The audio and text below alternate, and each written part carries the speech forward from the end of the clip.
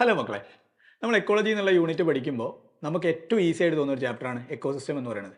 പക്ഷേ എക്കോസിസ്റ്റത്തിലെ പല ചോദ്യങ്ങളും ശ്രദ്ധിച്ച് വായിക്കാതെയോ അല്ലെങ്കിൽ കൺസെപ്റ്റ് മനസ്സിലാകാതെയോ ഓടിച്ചെന്ന് എഴുതിയിട്ട് പലപ്പോഴും കുട്ടികൾ തെറ്റിക്കുന്നത് ഞാൻ ശ്രദ്ധയിൽപ്പെട്ടിട്ടുണ്ട്.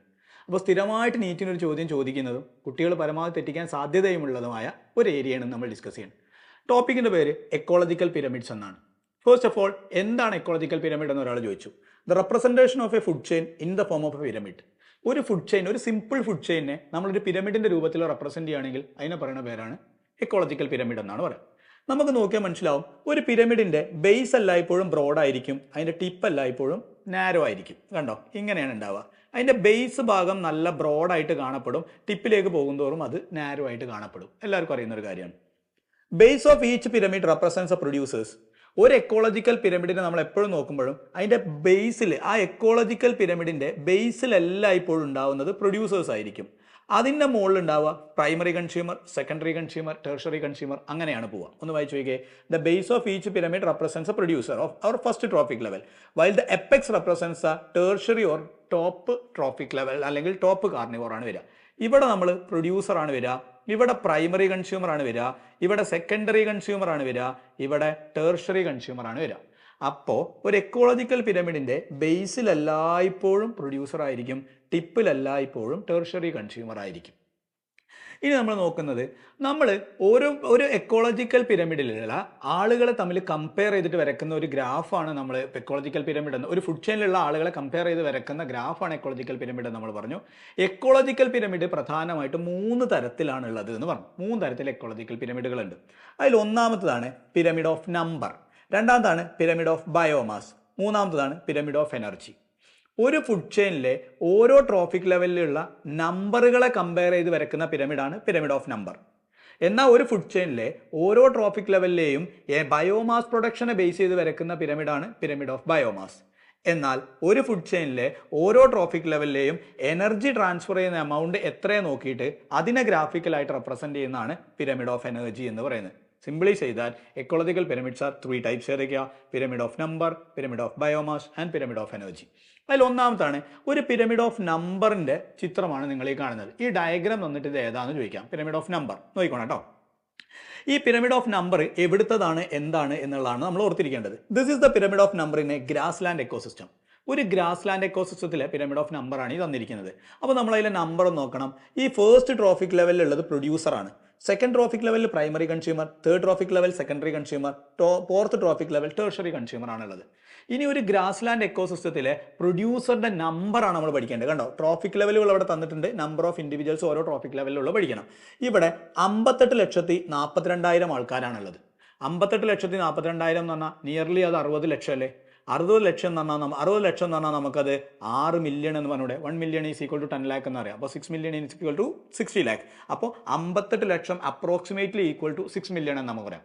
അപ്പോൾ ഒരു ഗ്രാസ് ലാൻഡ് എക്കോസിസ്റ്റത്തിൽ 6 മില്യൺ പ്രൊഡ്യൂസേഴ്സ് അഥവാ ഗ്രാസസ് ഉണ്ടെങ്കിൽ അവിടെ 7,08,000 പ്രൈമറി കൺസ്യൂമറിന് നിൽക്കാൻ പറ്റും. ഈ 7,08,000 പ്രൈമറി കൺസ്യൂമർ ഉണ്ടെങ്കിൽ 3,54,000 സെക്കൻഡറി കൺസ്യൂമറിന് അവിടെ ജീവിക്കാൻ പറ്റും.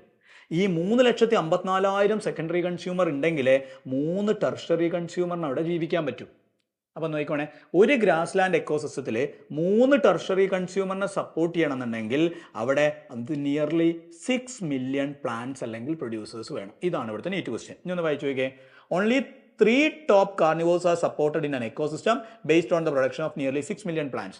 ഒരു ഗ്രാസ് ലാൻഡ് എക്കോസിസ്റ്റത്തിൽ നിയർലി 6 മില്യൺ പ്ലാന്റ്സ് പ്രൊഡ്യൂസ് ചെയ്യുന്ന ഫുഡ് ഉണ്ടെങ്കിലേ അവിടെ ടോപ്പ് 3 കാർണിവോഴ്സിന് അവിടെ സർവൈവ് ചെയ്യാൻ പറ്റുള്ളൂ. അപ്പോൾ പരീക്ഷയ്ക്ക് ഇങ്ങനെയാണ് ചോദ്യം വരിക. ഒരു ടോപ്പ് 3 കാർണിവോറിനെ സപ്പോർട്ട് ചെയ്യണമെന്നുണ്ടെങ്കിൽ ആ ഗ്രാസ് ലാൻഡ് എക്കോസിസ്റ്റത്തിൽ നിയർലി എത്ര പ്ലാന്റ്സ് വേണമെന്നാണ് ചോദ്യം. 6 മില്യൺ പ്ലാന്റ്സ് വേണം. ക്ലിയർ ആയി. എങ്കിൽ അടുത്തത് രണ്ടാമതാണ് പിരമിഡ് ഓഫ് ബയോമാസ് പ്രൊഡക്ഷൻ. നോക്കണം കേട്ടോ. പിരമിഡ് ഓഫ് ബയോമാസ് പ്രൊഡക്ഷന്റെ പ്രത്യേകത ഇതാണ്. നമുക്കറിയാം, first trophic level producer, second trophic level primary consumer, third trophic level secondary consumer, fourth trophic level tertiary consumer. ഇനി നോക്കണേ, ഇവിടെ ട്രോഫിക് ലെവൽ തന്നിട്ടുണ്ട്. ഇനി അവരുടെ ഡ്രൈ വെയിറ്റ് ആണ് നമ്മൾ എടുക്കുന്നത്. ബയോമാസ് മെഷർ ചെയ്യാം, നമുക്ക് ഫ്രഷ് വെയിറ്റ് ആയിട്ട് മെഷർ ചെയ്യാം, ഡ്രൈ വെയിറ്റ് ആയിട്ട് മെഷർ ചെയ്യാം. പക്ഷേ ഏറ്റവും ആക്യുറേറ്റ് ആയിട്ട് നമ്മൾ മെഷർ ചെയ്യുക ബയോമാസ് ഡ്രൈ വെയിറ്റിന്റെ രൂപത്തിലാണ്. അപ്പോൾ നമ്മളിവിടെ ഡ്രൈ വെയിറ്റ് ആണ് കൊടുത്തിരിക്കുന്നത്. ഡ്രൈ വെയിറ്റ് എങ്ങനെ കൊടുത്തത്? കിലോഗ്രാം പെർ മീറ്റർ സ്ക്വയർ അഥവാ കിലോഗ്രാം പെർ മീറ്റർ സ്ക്വയർ എന്നുള്ളതിനാണ് കിലോഗ്രാം മീറ്റർ റേഷ്യോ -2 എന്നാക്കി കാണിച്ചേക്കുന്നത്. അഥവാ 1 മീറ്റർ സ്ക്വയർ ഏരിയയിൽ ഇരിക്കുന്ന ആള് എത്ര കിലോഗ്രാം ബയോമാസ് പ്രൊഡ്യൂസ് ചെയ്യുന്നു എന്നാണ് ഇതുകൊണ്ട് ഉദ്ദേശിക്കുന്നത്. ക്ലിയർ ആയിട്ട് മനസ്സിലായോ? 1 മീറ്റർ സ്ക്വയർ ഏരിയയിൽ ഇരിക്കുന്ന ആള് എത്ര കിലോഗ്രാം ബയോമാസ് പ്രൊഡ്യൂസ് ചെയ്യുന്നു എന്നതാണ് ഇതുകൊണ്ട് ഉദ്ദേശിക്കുന്നത്.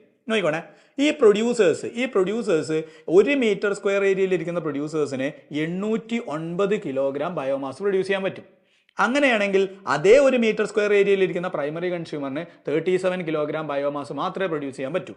അങ്ങനെയാണെങ്കിൽ 1 മീറ്റർ സ്ക്വയർ ഏരിയയിൽ ഇരിക്കുന്ന സെക്കൻഡറി കൺസ്യൂമറിന് 11 കിലോഗ്രാം ബയോമാസ് മാത്രമേ പ്രൊഡ്യൂസ് ചെയ്യാൻ പറ്റൂ. എന്നാൽ 1 മീറ്റർ സ്ക്വയർ ഏരിയയിൽ ഇരിക്കുന്ന ടേർഷ്യറി കൺസ്യൂമറിനാണെങ്കിൽ 1.5 കിലോഗ്രാം ബയോമാസ് ആണ് ഡ്രൈ വെയിറ്റ് ആണ് പ്രൊഡ്യൂസ് ചെയ്യാൻ പറ്റുക. ഇവിടുന്ന് ചോദിക്കുന്ന ചോദ്യം എങ്ങനെയാണ്?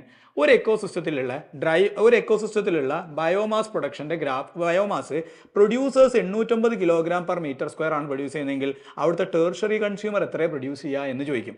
അപ്പോൾ കുട്ടി ചോദിക്കും, ഇതൊന്നും ഞങ്ങൾ പഠിച്ചില്ലല്ലോ. അങ്ങനെയല്ല, ഈ വാല്യൂസ് ആണ് ചോദിക്കുന്നത്. അപ്പോൾ ഈ വാല്യൂസ് ബൈ ഹാർട്ട് ചെയ്യണം. 809, 37, 11, 1.5. അപ്പോൾ ഈ ഗ്രാഫ് വരച്ച് പഠിച്ചാൽ അത് കിട്ടും. ഇനി ഇതിൻ്റെ താഴെ സാധനമാണുണ്ട്. Pyramid of biomass shows a sharp decrease in the biomass at higher trophic level. Higher trophic ലെവലിലേക്ക് നമ്മൾ കയറി പോകുന്തോറും എന്താ സംഭവിക്കുന്നത്? ബയോമാസ് പ്രൊഡക്ഷനിൽ ഒരു ഷാർപ്പ് ഡിക്രീസ് ആണ് നമ്മൾ കാണുന്നത്. അപ്പോൾ ബയോമാസ് പ്രൊഡക്ഷൻ ഏറ്റവും കൂടുതലുള്ളത് താഴെയാണ്, മുകളിലേക്ക് പോകുമ്പോൾ കുറയും. അതുകൊണ്ടാണ് ഇതിൻ്റെ ഷേപ്പ് പിരമിഡായിട്ട് കാണപ്പെടുന്നത്. എങ്കിൽ അടുത്തതാണ് പിരമിഡ് ഓഫ് എനർജി. ഇവിടുന്നാണ് എല്ലായ്പ്പോഴും ചോദ്യങ്ങൾ ചോദിക്കാറുള്ളത്. നല്ലപോലെ ശ്രദ്ധിക്കാം കേട്ടോ. പിരമിഡ് ഓഫ് എനർജിയിൽ producer, primary consumer, secondary consumer, tertiary consumer ആണ് നമുക്ക് മനസ്സിലായി. ഇതിങ്ങനെ നോക്കുമ്പോൾ ഒരു പിരമിഡാണെന്ന് മനസ്സിലായി. ഈ ഐഡിയൽ പിരമിഡ് ഓഫ് എനർജിയാണ് ഇവിടെ കാണിച്ചിരിക്കുന്നത്. ഒരു എക്കോസിസ്റ്റത്തിലേക്ക് എത്ര ജൂൾ ഓഫ് സൺലൈറ്റ് ആണ് വരുന്നതെന്ന് ആദ്യം നോക്കണം. ഇപ്പോൾ ഇതൊരു എക്കോസിസ്റ്റത്തിലുള്ള എനർജി പിരമിഡാണ്. ഈ എക്കോസിസ്റ്റത്തിലേക്ക് വന്നത് 10 lakh ജൂൾ ഓഫ് സൺലൈറ്റ് ആണ്. കണ്ടോ, ഇത്രയും ജൂൾ ഓഫ് സൺലൈറ്റ് ഇവിടെ വന്നിട്ടുണ്ട്. എത്ര സൺലൈറ്റ് ആണോ ആ എക്കോസിസ്റ്റത്തിലേക്ക് വന്നത് അതിൻ്റെ 1% ആണ് അവർ NPP ആയിട്ട് സ്റ്റോർ ചെയ്യുക. ഇവിടെ ഒരു മാത്തമാറ്റിക്കൽ വാല്യൂ ആണ്, ഇതെല്ലാവരും ശ്രദ്ധിക്കണം കേട്ടോ. ഒരു എക്കോസിസ്റ്റത്തിലേക്ക് എത്രത്തോളം സോളാർ എനർജി ആണോ വന്നത് അതിൻ്റെ 1% ആണ് അവർ NPP ആയിട്ട് സ്റ്റോർ ചെയ്യുക. അപ്പോൾ ഇവിടെ ഇത്രത്തോളം എനർജി വന്നിട്ടുണ്ടെങ്കിൽ ഇതിൻ്റെ 1% അല്ലേ അവർ NPP ആയിട്ട് സ്റ്റോർ ചെയ്യുക. അപ്പോൾ 1% എന്ന് പറഞ്ഞാൽ 1/100 ആണ്. അപ്പോൾ ഈ 2 കട്ട് ചെയ്ത് പോയി കഴിഞ്ഞാൽ ബാക്കിയുള്ള വാല്യൂ അല്ലേ ഇവർ സ്റ്റോർ ചെയ്തൊക്കെ പ്രൊഡ്യൂസർ സ്റ്റോർ ചെയ്യുക. അപ്പോൾ ശ്രദ്ധിക്കണേ, ഒരു ഇക്കോസിസ്റ്റത്തിലേക്ക് എത്രത്തോളം സോളാർ എനർജി വരുന്നുണ്ടോ അതിൻ്റെ 1% ആണ് അവർ NPP ആയിട്ട് പ്രൈമറി പ്രൊഡ്യൂസർ ലെവലിൽ സ്റ്റോർ ചെയ്യുക. അപ്പോൾ ഇവിടുന്ന് നേരെ 10% എടുക്കരുത്. ഇതിൻ്റെ 1% ആണ് ഇവിടെ ഉണ്ടാവുക. ഇനി ഒരു ട്രോഫിക് ലെവലിൽ നിന്ന് മറ്റൊരു ട്രോഫിക് ലെവലിലേക്ക് പോകുമ്പോൾ ട്രോഫിക് ലെവലുകളുടെ ഇടയിൽ എനർജി ട്രാൻസ്ഫർ ചെയ്യുക 10% ആണ്. അതായത് ഇതിൻ്റെ 10% ആണ് ഇങ്ങോട്ടേക്ക് ട്രാൻസ്ഫർ ചെയ്യുക. ഇതിൻ്റെ 10% ആണ് ഇത്, ഇതിൻ്റെ 10% ആണെങ്കിൽ. അതായത് ട്രോഫിക് ലെവലുകളുടെ ഇടയിലുള്ള എനർജി ട്രാൻസ്ഫർ എന്ന് പറഞ്ഞാൽ 10% ആണ്. സോളാർ എനർജി NPP ആയിട്ട് സ്റ്റോർ ചെയ്യുക 1% ആണ്. അതാണ് ഓർത്തിരിക്കേണ്ടത്. ഇവിടുന്ന് തന്നെ 1% എടുത്ത് പോയാൽ തെറ്റും. അപ്പോൾ എത്ര എനർജി ഓഫ് സൺലൈറ്റ് ആണോ വന്നത് അതിൻ്റെ 1% ആണ് ഫസ്റ്റ് ട്രോഫിക് ലെവലിൽ ഉണ്ടാവുക. അവിടുന്ന് അങ്ങോട്ട് 10% ആണ് ഉണ്ടാവുക. മനസ്സിലായി വിചാരിക്കുന്നു. അതാണ് ഇവിടെ പറയുന്നത്. നോക്കൂ, observe that the primary producers convert only 1% of the energy sunlight available to them as NPP. So അപ്പോൾ പ്രൊഡ്യൂസേഴ്സിന് എത്ര എനർജിയാണോ സൺലൈറ്റ് കിട്ടുന്നത് അതിൻ്റെ 1% ആണ് അവർ എന്തായിട്ട് സ്റ്റോർ ചെയ്യുക? NPP ആയിട്ട് സ്റ്റോർ ചെയ്യുക. അപ്പോൾ ഈ ഒരു പോയിന്റ് എല്ലാവരും ഓർത്തിരിക്കണം. അപ്പോൾ നമ്മൾ പിരമിഡ് ഓഫ് നമ്പർ പറഞ്ഞു, പിരമിഡ് ഓഫ് ബയോമാസ് പറഞ്ഞു, പിരമിഡ് ഓഫ് എനർജി. ഇതൊക്കെ നമ്മൾ കണ്ടത് അപ്രൈറ്റ് പിരമിഡുകളാണ്. ജനറലി 3 പിരമിഡുകളും അപ്രൈറ്റ് ആണ്, അഥവാ ഇങ്ങനെയാണ്. ചില സമയത്ത് പിരമിഡ് ഇൻവേർട്ടഡ് ആവാം. അപ്പോൾ ഇനി നമ്മൾ അതിനെക്കുറിച്ചാണ് പറയുന്നത്. എക്സാമ്പിൾസ് ഓഫ് ഇൻവേർട്ടഡ് പിരമിഡ് സ്ഥിരമായിട്ട് ചോദിക്കുന്ന ഒരു ഏരിയയാണ് എക്സാമ്പിൾസ് ഓഫ് ഇൻവേർട്ടഡ് പിരമിഡ്. നോക്കിക്കോണ്ടാവും.